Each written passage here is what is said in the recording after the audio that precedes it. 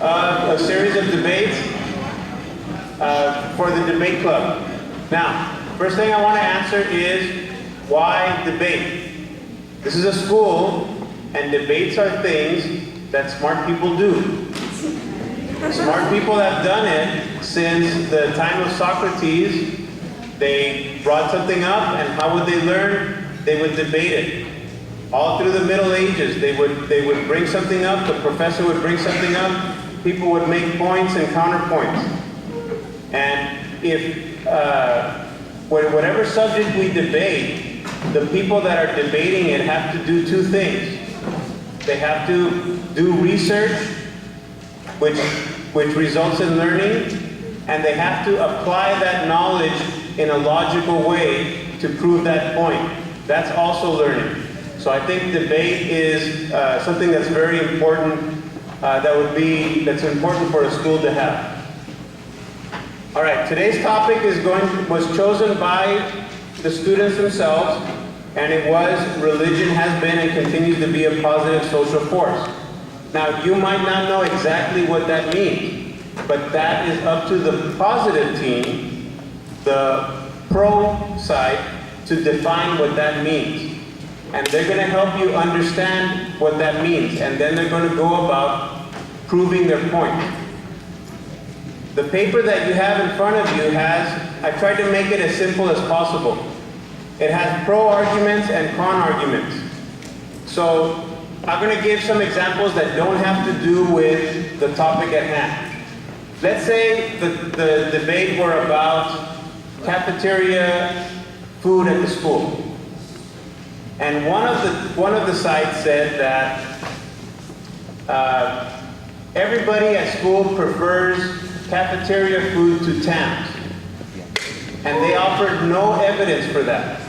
And it doesn't make sense with what you know. So do you think that would be a sound argument or a failed argument? Fail. So you wouldn't give them a point for that.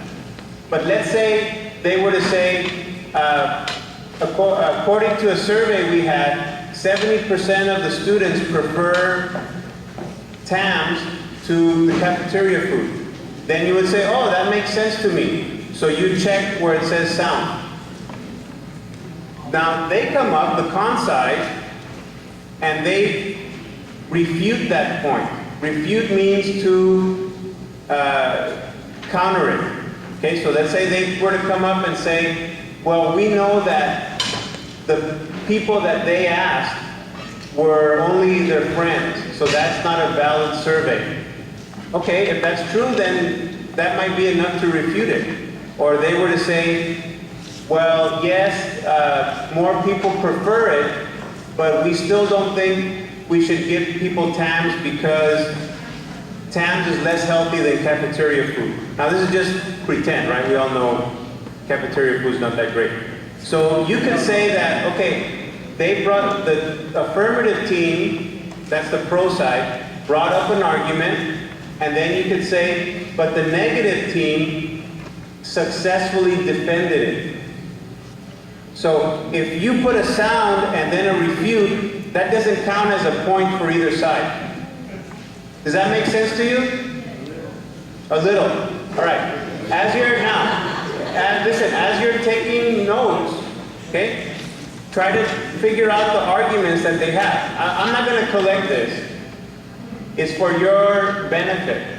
If you don't take notes and you listen quietly, that's perfectly fine.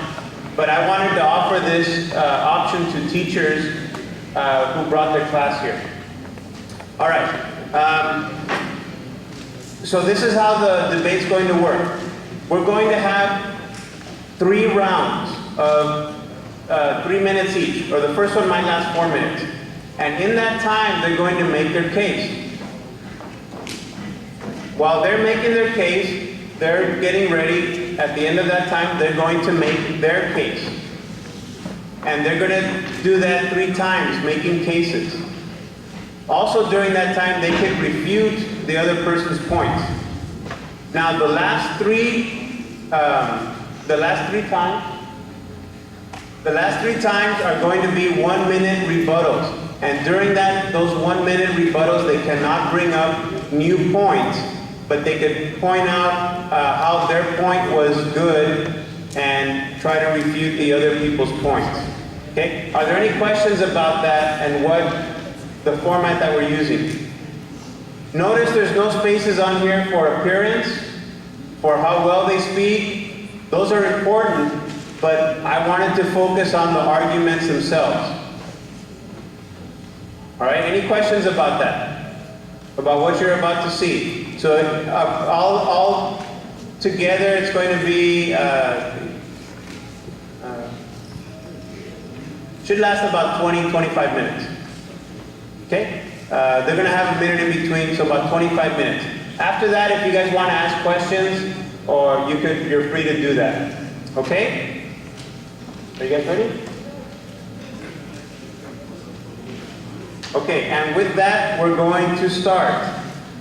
All right?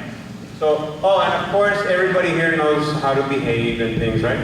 And if you agree with a point, whether you agree or disagree, let's keep our comments to ourselves for now, and then after the debate's over, you're welcome to raise your hand, or I might take the mic down there, or whatever, and ask questions, and give your opinion on what happened. Okay? All right. So with that, we're going to start, and let me take out my thing with the timer.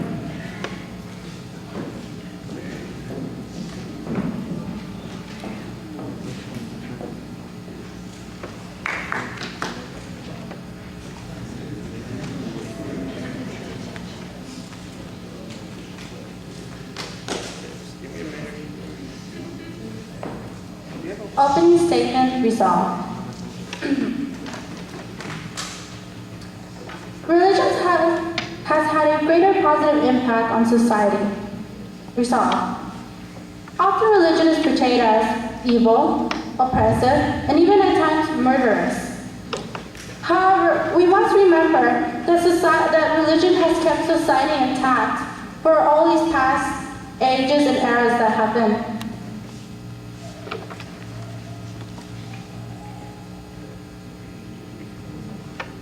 Okay. We must remember what religion actually means. To quote the Merriam-Webster dictionary, it is defined as a cause, principle, or system of beliefs held to with ardor and faith. Many times this definition has been blurred. People don't think of religion as it truly means, but as an institution used to control the masses. Yet the human spirit needs to believe in something more. We need to give it a purpose in life. How can we reproduce, create civilizations, or even build great empires if there's no purpose, if there's no morals or ethics to follow? Life would be pointless. We also must remember that when things go bad, when there's crime, or when there's death, we always know that there's justice in the afterlife. That is what keeps us believing there's something good out there. That there is something that will punish the evil that is within us.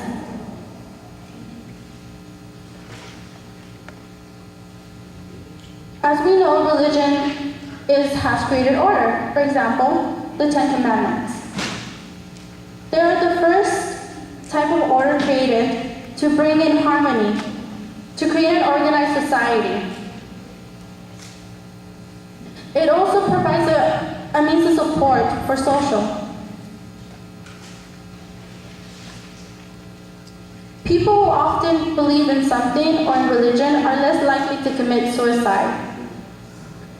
Men who are less likely to believe in something are often commit more suicide than women, because women believe more in a higher being.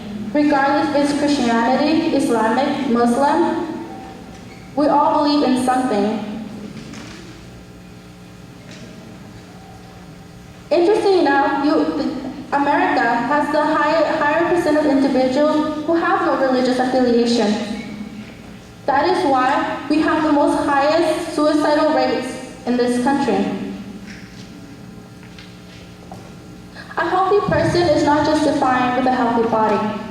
No, they also have a healthy spirit. To be truly healthy, you must be both mentally, emotionally, physically, and spiritually well. 81% of the studies show that positive benefit of religious practice can be found. Religion also boosts up your higher self-esteem. You always believe in yourself. For example, on a test, you believe in God. You pray for God. 1 minute.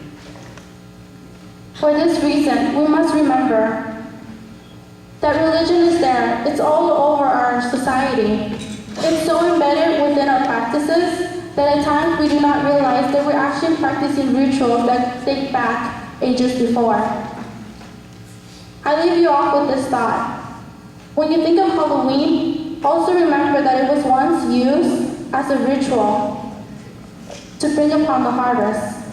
So remember, every time you think of a holiday, you're actually practicing some religious affiliation. Thank you.